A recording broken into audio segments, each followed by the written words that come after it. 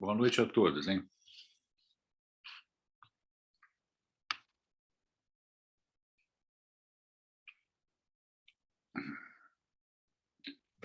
Boa noite, professor. Boa noite, Rafaela.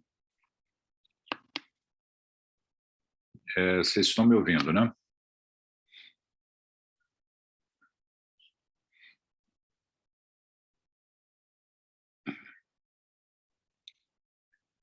Hoje, dando continuidade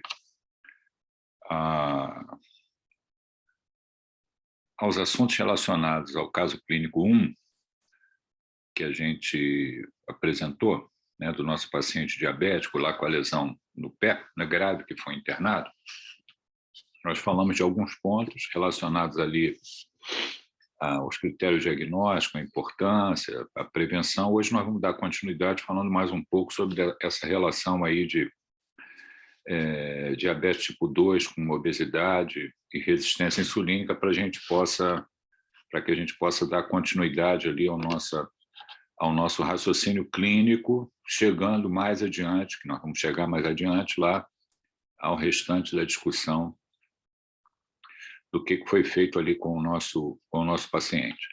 Lembram-se que quando a gente discutiu a primeira aula que a gente falou sobre como é que a gente elabora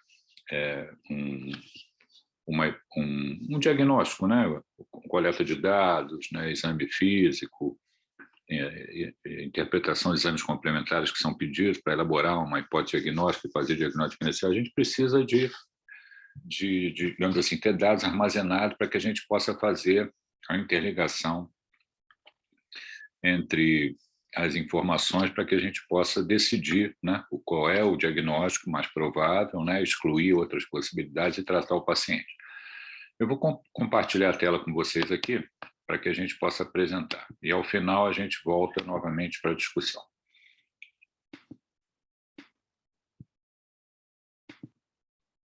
Muito bem. Vamos lá.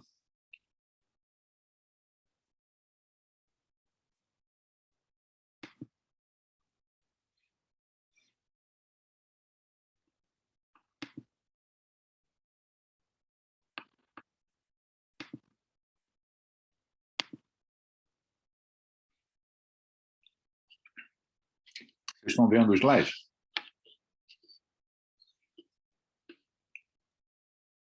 Estamos sim, professor, mas só tem uma frase nele, é isso mesmo? Exatamente. Esse slide eu já mostrei para vocês na primeira aula, né? E aqui, quando a gente fala ou faz comentários sobre alguma doença, né, a gente tem que conhecer todos esses aspectos aí que estão relacionados àquela patologia, né? Anatomia, fisiologia, fisiopatologia, patogênese, quadro clínico, e tudo isso está, digamos assim, faz parte lá do que a gente chama de armazenamento de dados para que a gente possa raciocinar, chegar a uma conclusão em relação ao diagnóstico e decidir intervenção terapêutica, né?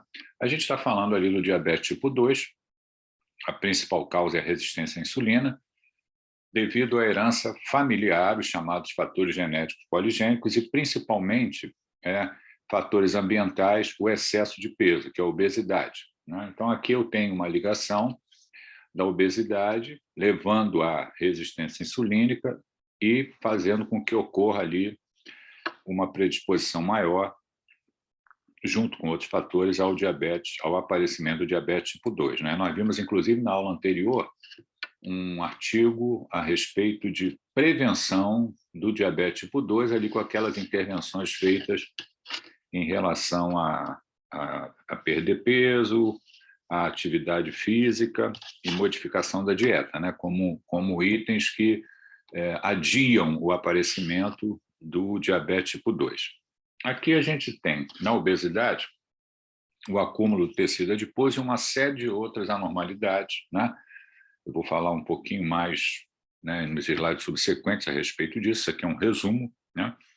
Eu tenho uma disfunção do adipócito que geram, né, digamos assim, produtos que causam estresse oxidativo, que podem alterar via de sinalização intracelular. Então, tem o diacilglicerol, o ácido graxo e ceramidas, e tem uma proteína também, né, que na verdade atua como se fosse um hormônio, que é a adiponectina, que está diminuído quando eu tenho disfunção do adipócito. Também ocorre disfunção celular, disfunção mitocondrial, alterando vias de sinalização, promovendo a ativação de vias inflamatórias que levam à aterogênese, né? Você tem ali, por conta da hiperglicemia, né, ativando vias inflamatórias, estresse oxidativo, fazendo com que ocorra a inibição dessa via da fosfatidillinositol quinase de transdução de insulina, fazendo com que ocorra a resistência insulínica. Tem inibição da via da tirosina quinase, que é onde,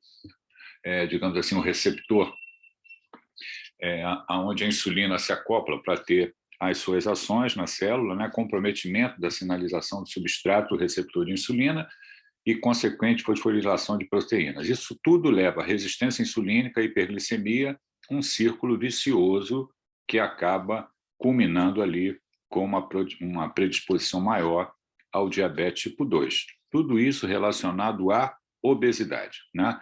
Então, ali a relação entre obesidade, diabetes tipo 2, obesidade e resistência insulínica. Ali nós temos um slide que fala de uma série de alterações ou complicações da obesidade, né? Vejam lá, a primeira colocada como complicação metabólica, o diabetes tipo 2, né? Então, aqui nós falamos a respeito do rastreamento de pacientes com diabetes tipo 2, principalmente pacientes que têm idade igual ou maior a 45 anos e têm obesidade, tem um IMC elevado. Aqui, como é feito o cálculo do IMC, aqui uma tabelinha do que é normal, do que está acima do peso, levemente obeso, moderadamente obeso e severamente obeso, de acordo com o índice de massa corporal, né? Uma característica fundamental da obesidade é a alteração metabólica crônica entre a ingesta calórica e o gasto energético, que resulta em acúmulo do excesso de nutrientes no tecido adiposo. Então, isso é o que ocorre na obesidade, né? Com a continuidade e o tempo, a capacidade celular metabólica é eventualmente excedida na forma de lidar com esse excesso de nutrientes. Quer dizer, o excesso de nutrientes, como está dito no parágrafo acima no slide, você tem um acúmulo no tecido adiposo, né? E com a continuidade e o tempo, a capacidade de lidar, né, de lidar com esse excesso ocorre. E pode ocorrer disfunção celular nos tecidos, né? Essa disfunção celular nos tecidos leva à desregulação lipídica, onde você tem acúmulo intracelular, como eu falei anteriormente, de acilglicerol, ácidos graxos saturados e ceramidas. Isso leva essa disfunção celular, modificação na via de expressão de proteínas, quer dizer, você tem uma modificação ali da expressão de genes e, consequentemente, na expressão de proteínas, levando também à alteração de estresse oxidativo, disfunção mitocondrial, estresse de membrana retículo endotelial, deposição ectópica de lipídios e modificação de proteínas extracelulares, como é o caso, né, que a gente, inclusive, monitora os seus níveis para ver a resposta ao tratamento, que é da hemoglobina glicada ou hemoglobina glicosilada. Essa disfunção celular modifica a sinalização celular e ativa vias de estresse responsivas que modificam vias de sinalização. Aí nós temos ali uma série de vias de sinalização, né? De enzimas, né? de vias celulares, metabólicas, né? Bioquímicas, inibição do fator de transcrição, via de sinalização do retículo endoplasmático para o núcleo, via que tem como alvo a rapamicina, via de sinalização extracelular de quinase, quer dizer, uma série de vias que são ativadas, né, ou inibidas de acordo ali com a disfunção celular relacionada à obesidade. Essa disfunção celular leva à resistência insulínica por potencialmente inibir ou intervir, desculpem, na via da tirosinoquinase, que é a sinalização do substrato do receptor de insulina e a consequente fosforilação de proteínas. Quer dizer, então, essas alterações dessas vias, como foi dito anteriormente, aqui essa série de vias, né, por conta da disfunção celular, faz com que ocorra intervenção, não ocorre intervenção potencialmente ocorre a intervenção na via da tirosinoquinase, que é a via onde ocorre a sinalização e o acoplamento da insulina para a geração dos substratos e fosforilação de proteínas, como está colocado. Então, eu tenho a disfunção celular no tecido, levando à desregulação dos adipócitos. Então, aqui temos a célula, onde a hiperglicemia, né, e a dislipidemia também alteram a função mitocondrial via de estresse oxidativo, né, do retículo endoplasmático. Essas vias inflamatórias que são ativadas modificam, aqui um exemplo de uma via de sinalização que interfere ali na via da tirosinoquinase e na geração dos substratos dos receptores da insulina, né, da geração do substrato e a fosforilação de proteínas. Então, isso faz com que ocorra na obesidade, por essa série de mecanismos, faz com que ocorra a resistência insulínica. A gente tem uma pergunta aqui, deixa eu ver qual é a pergunta. É boa noite. Pronto, tá, ok. Então, aqui é como ocorre a disfunção celular, alteração em via de sinalização, levando à interferência ali na via da tirosinoquinase, levando à resistência insulínica, que, na verdade, cria um círculo vicioso. Quer dizer, você tem a disfunção, você tem a hiperglicemia, você tem a interferência na via da tirosinoquinase, você tem a resistência insulínica, você perpetua a hiperglicemia e esse estresse metabólico relacionado à obesidade. Então, obesidade, resistência insulínica, predisposição para diabetes tipo 2. Né? Um outro fator que contribui também, que foi falado inclusive na aula anterior, você tem uma redução da secreção de insulina por 2 fatores, né? Que é uma disfunção da célula beta e uma redução da massa de célula beta ali em tecido pancreático, que fazem com que ocorra uma redução da secreção de insulina. Então, esses 2 fatores colaboram junto com a resistência insulínica. Né? Então, eu tenho a resistência insulínica e uma disfunção ou um defeito funcional na secreção de insulina. Como é que isso ocorre? Né? Então, eu tenho ali a obesidade, né? A chance maior de aparecimento de diabetes tipo 2, um teste de tolerância à glicose que pode ser normal, um teste de tolerância à glicose que pode ser anormal. O que ocorre com a obesidade ao longo do tempo é que a resistência insulínica ela se desenvolve. Na medida que ocorre uma resistência insulínica, né, para manter os níveis de glicemia normal, o que o organismo faz? Se eu passei a ter resistência insulínica, o que a célula beta faz pancreática? Ela vai produzir mais insulina. Então, a secreção de insulina, na medida em que a resistência insulínica aparece ou a sensibilidade à insulina diminui, nós vamos ter uma secreção maior de insulina pelo tecido pancreático.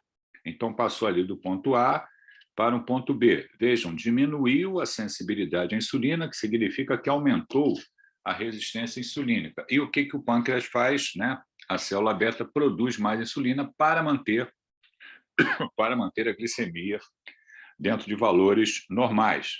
Aí, nesse momento, eu ainda tenho um teste de tolerância à glicose normal. Com o decorrer do tempo, há uma diminuição da sensibilidade, um aumento da resistência, as células beta não conseguem mais produzir insulina em condições, em níveis para manter uma glicemia normal. Aí eu vou ter um teste de tolerância à glicose anormal e o aparecimento do diabetes tipo 2. Então, os 2 fatores contribuem para o aparecimento do diabetes tipo 2. Né? O defeito funcional na secreção de insulina e a resistência insulínica. Esses 2 fatores colaboram, né, ali num paciente obeso, para que ocorra o aparecimento do diabetes tipo 2. Além disso, tem os chamados fatores poligênicos. Então, tem pelo menos 40 fatores genéticos, né, tipos de genes que podem colaborar, por isso é que se chama poligênicos, para o aparecimento do diabetes tipo 2. Então, fatores poligênicos contribuindo ali para o desenvolvimento da disfunção da célula beta, redução da massa de célula beta pancreática, redução da secreção de insulina e também e também no caso ali da obesidade, né? A relação da obesidade com a resistência insulínica, como eu já falei anteriormente. Esses dois fatores, né, colaboram, né, a resistência insulínica e a redução da secreção de insulina para uma predisposição e o aparecimento do diabetes tipo 2. Aqui está listado vários tipos de genes que podem colaborar para o aparecimento dos diferentes tipos de diabetes, né? E a gente está falando ali do diabetes tipo 2, são cerca de 40 genes conhecidos que colaboram para o aparecimento do diabetes tipo 2. Por isso que a gente chama de fatores poligênicos. A resistência insulínica, né? Ela pode ser definida como uma resposta subnormal da glicose à administração de insulina endógena ou exógena. Quer dizer, eu tenho o que se chama de resistência insulínica. Vejam aqui esses dois gráficos, né? No gráfico de cima, né, eu tenho ali, no gráfico 1, eu tenho o teste de tolerância à glicose. Então, eu tenho o controle normal versus a resistência insulínica. Ali, né, observem que no gráfico 1 eu tenho o teste de tolerância à glicose na medida em que o controle é a bolinha cheia. Observem que, na medida em que os níveis de glicose aumentam, e logo a seguir eles tendem a diminuir ao longo do tempo, com o teste de tolerância à glicose. Se o paciente tem um teste de tolerância à glicose anormal, ele vai manter níveis de glicemia maiores, né? Esses níveis de glicemias maiores é que caracterizam um teste de tolerância à glicose anormal. Esse teste de tolerância à glicose anormal, ele pode preencher como critério diagnóstico de diabetes para diabetes, né? A gente está falando de diabetes tipo 2, né? Ou um teste de tolerância à glicose anormal que caracteriza o paciente com diagnóstico de pré-diabetes, né? Ou teste de tolerância à glicose anormal. E aqui os níveis, né, no gráfico de baixo, os níveis de insulina. Observem que, comparando o controle normal com os níveis de insulina mais baixos, e olha os níveis altos de insulina, que são elevados, né, ou secretados pelo pâncreas, que ainda assim, bastante elevados, não conseguem manter um nível de glicemia adequado, quer dizer, mostrando a resistência insulínica, que caracteriza, como eu já disse, ali colabora para o aparecimento do diabetes tipo 2. Então, a resistência insulínica, a relação entre obesidade, resistência insulínica, como eu acabei de falar, e o diabetes tipo 2. Aqui tem várias doenças relacionadas à resistência insulínica, está lá a obesidade colocada, né? E consequências dessa resistência insulínica, os casos de diabetes tipo 2. Um outro aspecto interessante em relação também à fisiopatologia, né, e a relação do diabetes tipo 2 com a inflamação, com a doença aterosclerótica, aqui é um vaso, né, com uma estrutura normal, onde vários fatores colaboram para a homeostase. Então, ali eu tenho um ambiente normal, que é o paciente que tem uma sensibilidade normal à insulina, né? Essa sensibilidade normal à insulina está ali, ó, as artérias grandes e pequenas são envoltas por tecido adiposo. Veja também a camada de músculo liso que temos nas artérias. Os níveis de adiponectina e secreção de fatores vasodilatadores estão elevados, né? Como fator de relaxamento derivado do adipócito, né? Então, essas proteínas estão elevadas e colaboram para vasodilatação. Células adiposas perivasculares secretam fatores regenerativos, como o fator de crescimento do hepatócito, e modulam o nível de fatores pró-inflamatórios, como IL-6, TNF, fator de atração de monócitos. Então, essas células adiposas acabam modulando também a resposta inflamatória, fazendo com que ela fique, digamos assim, dentro do que é esperado dentro da homeostase. Por outro lado, se eu tenho a resistência insulínica, observe o que acontece, né? Se eu tenho a resistência insulínica, eu tenho uma diminuição da adiponectina, eu tenho uma alteração da permeabilidade endotelial, eu tenho uma elevação desses fatores mediadores da inflamação, como está colocado ali. aumentam de tamanho e volume, secretam níveis reduzidos de fatores regenerativos, né? E aumentam níveis de fatores pró-inflamatórios, como interleucina 6, fator de necrose tumoral e fator de atração de monócitos. Esses fatores inibem aquela via da fosfatidillinositol, quinase 3, de transdução de insulina, aumentando a permeabilidade endotelial e aumentando a resistência insulínica, interferindo ali na via da tirosina quinase. Por outro lado, esse fator de atração de monócitos, né, promove a infiltração de monócitos e macrófagos na parede vascular do tecido adiposo, que aumenta o estado pró-inflamatório. O endotélio ativado expressa fatores de adesão que atraem leucócitos e ativam plaquetas, levando ao aumento da permeabilidade do endotélio e potencialmente o desenvolvimento de aterosclerose. Então, existe uma relação entre resistência insulínica, entre diabetes, entre inflamação e entre aterogênese. Isso caminha ou justifica, né, uma chance maior de morte por doença cardiovascular, como a gente falou lá quando a gente se refere ao diabetes tipo 2. Então, a diferença de um vaso, né, e os componentes de uma parede arterial num paciente que tem sensibilidade normal à insulina e o outro lado, o lado direito, o paciente que tem resistência insulínica. Vejam que acaba colaborando para a inflamação e para a aterogênese. Esse slide eu já mostrei também, comumente associado a comorbidades, né, o diabetes tipo 2, anormalidades metabólicas, hipertensão, obesidade, lipidemia, inflamação, hipercoagulabilidade, disfunção endotelial, acelera a aterogênese. Acabei de mostrar como que isso ocorre a nível de uma artéria, né? Então, eu tenho ali história natural do diabetes tipo 2, né? Eu tenho fatores genéticos, a gente falou ali de fatores, pelo menos 40 genes contribuem ali para o aparecimento do diabetes tipo 2, né? Por isso é que a gente se refere como fatores poligênicos. Nós temos a relação de aspectos nutricionais, do sedentarismo, da obesidade, como acabamos de falar, levando ali a um teste de tolerância à glicose anormal, que seria no primeiro momento, né?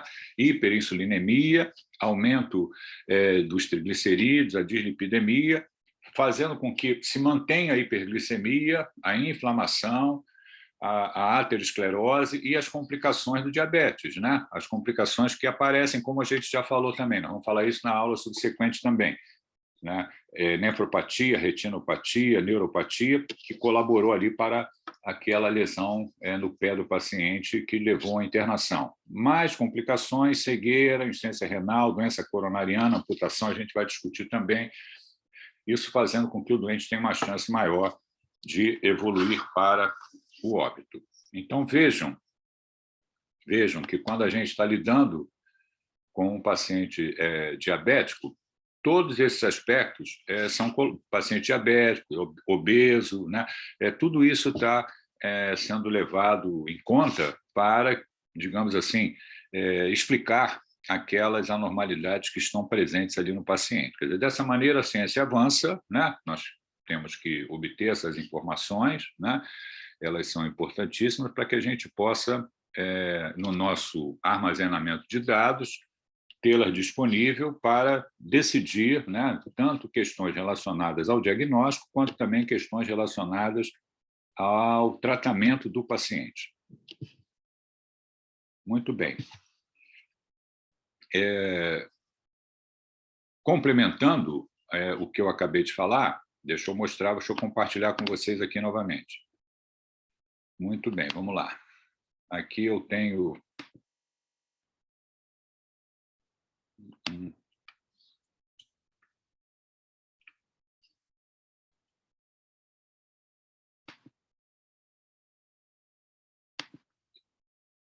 Aqui a gente tem uma exposição também a respeito do mecanismo de ação da insulina, né? Aqui, insulina e metabolismo de glicose. A glicose é obtida no organismo por 3 mecanismos, né? A absorção intestinal, através dos alimentos ingeridos, a glicogenólise, que é a quebra do glicogênio, a forma de armazenamento da glicose, né, a nível hepático, e a neoglicogênese, que é a síntese de glicose de precursores derivados de carboidratos, proteínas e metabolismo lipídico. Então, dessa maneira, é que a glicose é obtida no organismo, né? O controle da nossa glicemia, né? Aqui a gente tem o pâncreas, as células beta, né? A produção das ilhotas de Langerhans. Aqui a gente tem a estrutura da insulina, né? Que, digamos assim, ela já foi toda identificada, sequência de aminoácidos. Nós produzimos a insulina por técnica de DNA recombinante, né? Aqui o que regula os níveis de glicemia, né? Quando você tem a glicemia elevada, a liberação de insulina. Quando você tem a glicemia reduzida, você tem a liberação de glucagon, né? E aí essa liberação de glucagon faz com que o fígado sintetize mais glicose, como eu mostrei anteriormente. Isso vai manter sempre ali a faixa normal da glicose sérica. Então, esses dois hormônios ali que estão regulando os níveis de glicemia, né? A gente está falando da insulina, o glucagon também participa. Funções da insulina no organismo, né? Aqui a gente tem como ela atua, né? O receptor da tirosinoquinase, e ela tem, digamos assim, a abertura dos canais transportadores de glicose, né? Que é o GLUT4, que faz com que a glicose possa entrar na célula. Então, você tem a ativação, o acoplamento da insulina no receptor da tirosinoquinase, você tem a geração dos chamados substratos do receptor da insulina, você tem a translocação desse GLUT4 que vai fazer para a membrana celular, que vai permitir com que a glicose entre na célula, né? Aqui visto de outra maneira, com um pouco mais de informações, aqui de maneira mais sintetizada. Então, eu tenho lá a insulina, o acoplamento ali no receptor da tirosinoquinase, a geração de substratos, fosforilação de enzimas e as várias ações da insulina. Crescimento e expressão dos genes, a síntese de glicose, ali para o glicogênio, a síntese de gordura, né, ali para a formação de ácidos graxos, né, no adipócito, a síntese de proteínas e a abertura dos canais transportadores de glicose, GLUT4, para a entrada da insulina na célula. Então, está ali, transporte e metabolismo de glicose para a produção de energia. E a gente tem, por isso é que a gente está aqui conversando, né? As nossas células produzem ATP, a entrada da glicose, você tem a glicólise, num primeiro momento, uma fase anaeróbica, onde você tem a geração de piruvato, depois a entrada no ciclo de Krebs, para uma produção muito maior de 36 moléculas de ATP, né, no ciclo de Krebs. Então, é um metabolismo oxidativo. E também várias outras funções que estão relacionadas à insulina, que estão descritas aqui. Estimula o depósito de glicose no fígado e no músculo, sob a forma de glicogênio, sinaliza para o fígado interromper a liberação de glicose, inibe a glicogenólise e a gliconeogênese, né? Aumenta o transporte de glicose em tecido adiposo e músculo, aumenta a glicólise em tecido adiposo e músculo, aumenta o depósito de gordura da dieta no tecido adiposo, acelera o transporte de aminoácidos derivados da proteína da dieta para o interior das células, levando à síntese de proteína, e isso chama-se anabolismo, inibe a quebra dos depósitos de glicose, proteína e gordura, ou seja, diminui o catabolismo. Então, no nosso metabolismo, a insulina tem um papel muito importante, né? Muito importante, com essas ações todas que foram colocadas aqui. Muito bem, deixa eu interromper o compartilhamento. Então, foi falado para vocês hoje 2 pontos importantes, né? A relação da obesidade com a resistência insulínica e com o aparecimento de diabetes tipo 2. E o mecanismo de ação da insulina também, em relação ali como é que ela funciona, onde ela se acopla para manter o controle da glicemia dentro de uma faixa considerada normal. Alguma pergunta? Não, professor. Não? Entenderam tudo?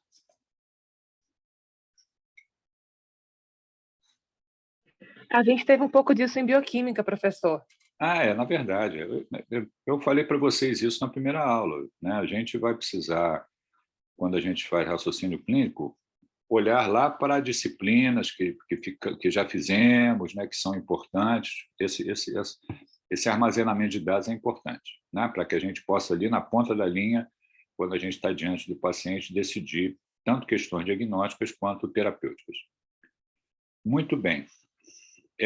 Na aula seguinte, a gente vai falar sobre o uso racional de drogas para tratamento do diabetes, né? Como é que a gente escolhe as drogas para tratar o diabetes tipo 2. Ok? Não temos nenhuma pergunta? Acho que não, professor, por enquanto não. Não.